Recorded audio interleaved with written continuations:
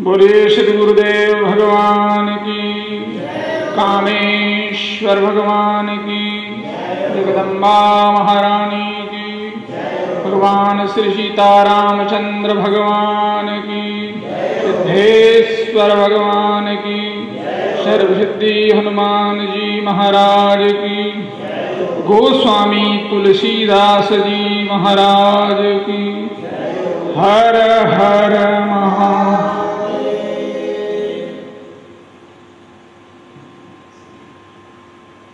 गोस्वामी तुलसीदास जी महाराज का आज के दिन जन्म कहें, आविर्भाव कहें या अवतार कहें,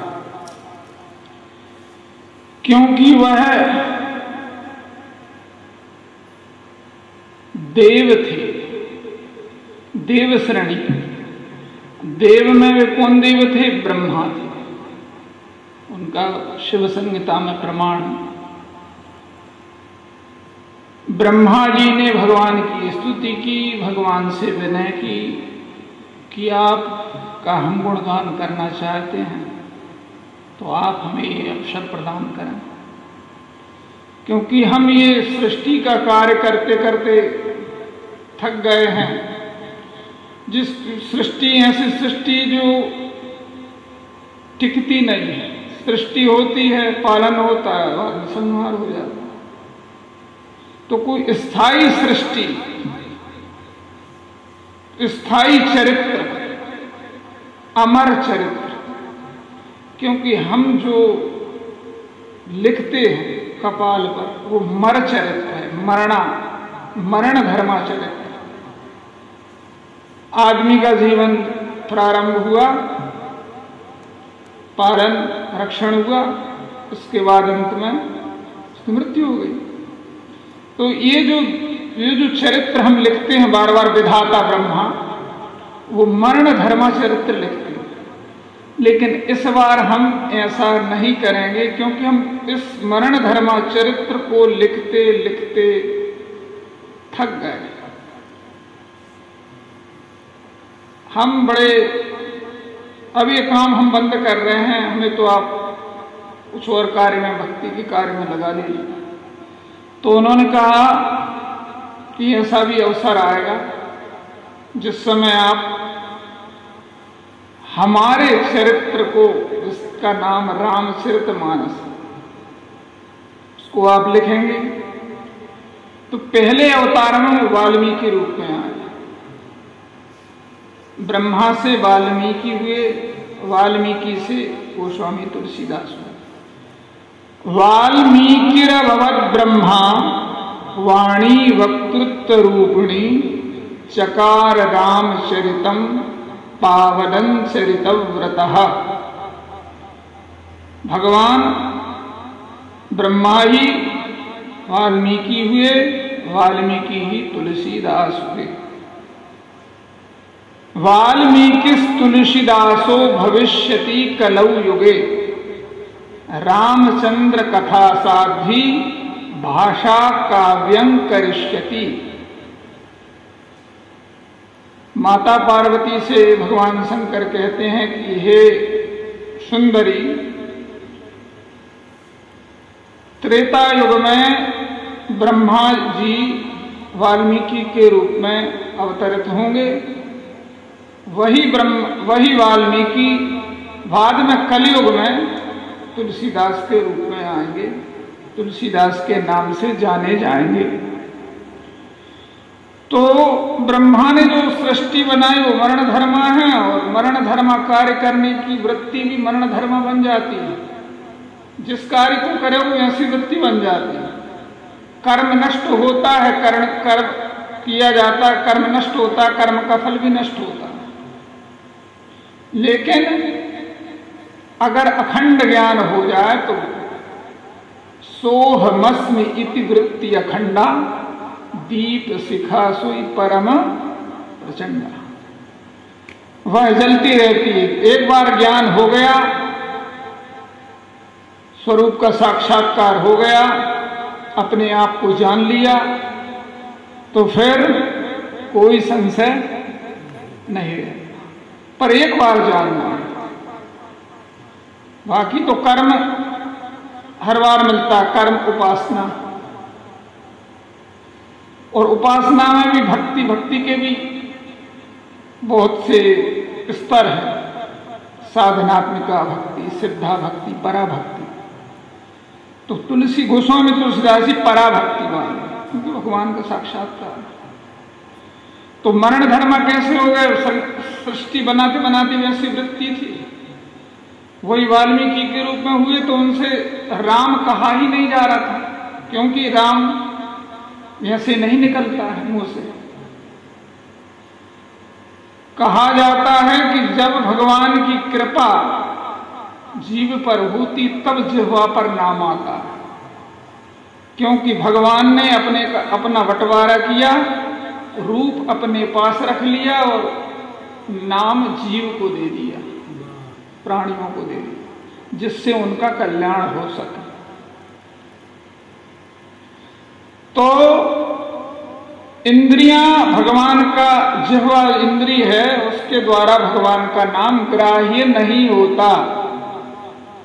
भगवान जब कृपा करते हैं तब जिह्वा पर भगवान नाम आता है, नाम का अवतार होता है। नाम भी अवतार है, जैसे रूप अवतार वैसे ही नाम अवतार, क्योंकि नाम रूप दोनों अभेद हैं,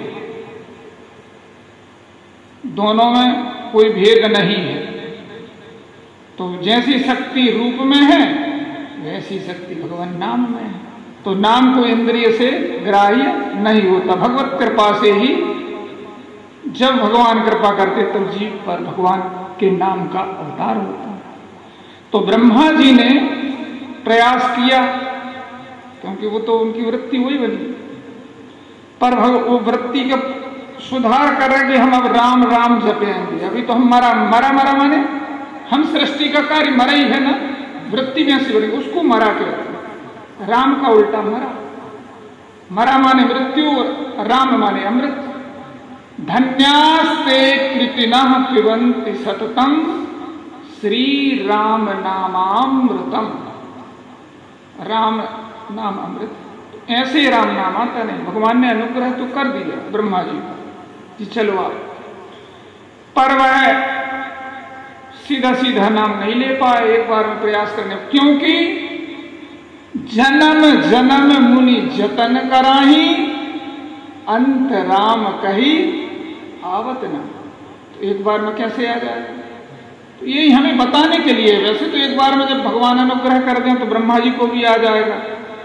वो तो जैसे जो चेतन कर जड़ ही करे चेतन, अस समर्थ रघुनाय कही, भजहि जीवते धन्य।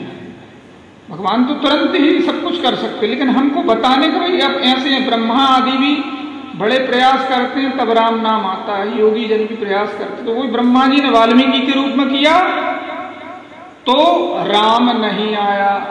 नारद जी ने सिखाया था, आए थे नारद जी कि भाई राम बोलो, लेकिन नहीं बोल पाए। फिर भी उल्टा नाम जपत जग जाना, वाल्मीकि भय ब्रह्म समान। ब्रह्म समान के अर्थ में ब्रह्म के समान होगा, और ब्रह्मा है इसलिए ब्रह्म के समान। ब्रह्मा जी 3 गुरुओं में है ना, ब्रह्मा विष्णु महेश गुरु। गुरु को भी कहा जाता है गुरुर् ब्रह्मा गुरुर्विष्णु गुरुर्देवो महेश्वरः। हमारी शंकर परंपरा में भी एक अंश से ब्रह्मा विष्णु शिव के साथ शंकर अवतार में सब साथ में है। फिर गुरु परंपरा में भी ब्रह्मा आए, विष्णु आए, महेश आए। तो ये सब परंपरा में चलता है, क्योंकि ये शाश्वत गुरु है ब्रह्मा विष्णु महेश। उन्हीं का ओंकार रूप है, निर्गुण रूप है, निर्विकल्प निर्विशेष रूप। तो ब्रह्मा ने भी प्रयास किया,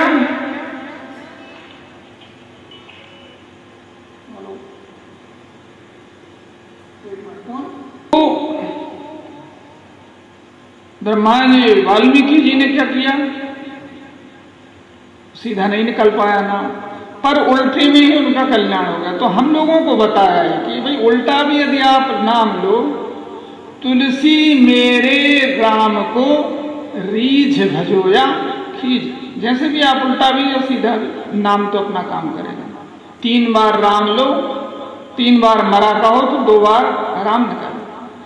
फिर वाल्मीकि जी उससे मुक्त हुए और उनको ये वरदान प्राप्त हो गया। अब जब इनका अवतार होगा तो वो सीधे ही नाम लेंगे। तो उन्होंने सीधा उल्टा नाम जपते जपते ही अपना देह त्याग किया, शरीर का त्याग किया। वही फिर उन्हें जब दूसरा शरीर मिला, गोस्वामी तुलसीदास वाल्मीकि तुलसीदासो भविष्यति कलौ युगे के अनुसार, तब वह जब तुलसीदास जी के रूप में आए तो जन्म लेते ही राम बोला, तो नाम ही रख दिया राम बोला। रोए नहीं तुलसीदास जी, उन्होंने राम बोला, इसलिए उनका पहले का नाम जो था राम बोला रख दिया गया। बाद में भगवान के नाम का स्मरण करते करते प्रत्येक श्वास प्रश्वास में नाम जपते जपते और तुलसीदास जी जो सुमिरत भयो भांगते तुलसी तुलसी दास, राम नाम को कल्पतरु कलि कल्याण निवास, जो सुमिरत भयो भांगते तुलसी तुलसी दास। भांग जैसा तुलसी, कलयुग का प्राणी, भांग जो होती है ना, भांग नशा देती है, भांग हानिकारक है। भांग पीने से नरकगामी होना पड़ता है बहुत कल्प तक। उसका एक श्लोक भी है, दशमेकंतु नागनी ऐसा कुछ है, विजया कल्पम एकंतु ऐसा, विजया एक कल्प तक नरक में रहना पड़ता है। तो वो भांग जैसा तुलसीदास राम नाम लेकर के तुलसी बन गया। भांग भी पौधा है और तुलसी भी पौधा है। भांग विपरीत फल देने वाला है और तुलसी सदगति देने वाली है। तो वो राम नाम जपते जपते तुलसी 77 वर्ष में रामचरितमानस की रचना हुई। 1556 को उनका अवतार राजापुर में हुआ माना जाता है, और भी उनके माने जाते हैं कि कोई कहीं कहता है, लेकिन राजापुर हम मानते हैं उनका अवतार उत्तर प्रदेश में। और उन तुलसी ने रामचरितमानस की रचना संबत 1631 करम कथा हरि पद धरी सीसा, जेहि दिन राम जन्म श्रुति गावई तीरथ सखल कहां चली आवै। नवमी भौमवार मधुमासा अवधपुरी यह चरित प्रकाशा। जिस दिन राम का जन्म हुआ, रामनवमी थी 77 वर्ष की उम्र में, संवत 1631 में, मंगलवार के दिन, जिस दिन भगवान का अवतार हुआ था, भगवान श्री राम जी का अयोध्या में, उसी दिन, उसी तिथि, उसी नक्षत्र में, आज से 500 वर्ष पूर्व गोस्वामी तुलसीदास जी के द्वारा रामचरितमानस का भी अवतार हुआ था। तो राम अवतार से रामचरितमानस का अवतार भी, ये दोनों ही कल्याण मंगल करने वाले। राम तो जब आते हैं तब कल्याण करते हैं, पर रामचरितमानस तो निरंतर कल्याण करता रहता है। जो भी राम नाम लिया, जिसने भी रामचरितमानस पढ़ी, उसका कल्याण हुआ।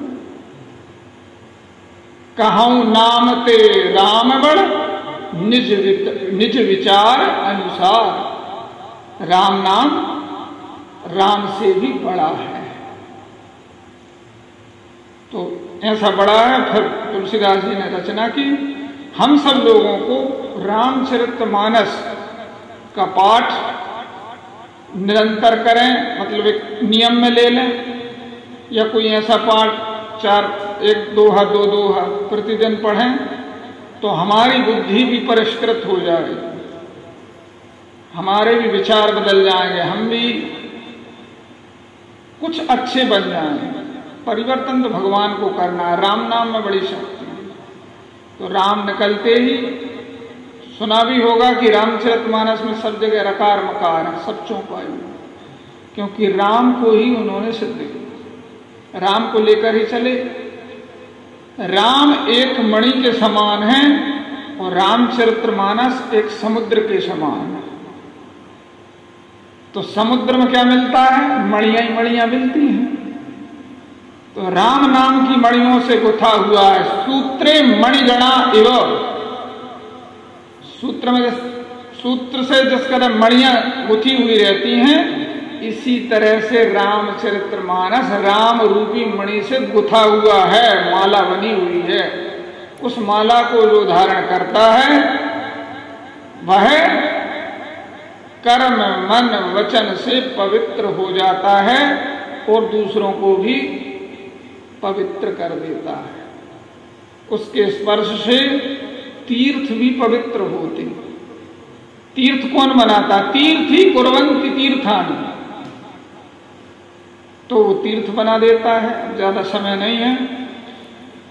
अस्तु भगवान गोस्वामी तुलसीदास जी का स्मरण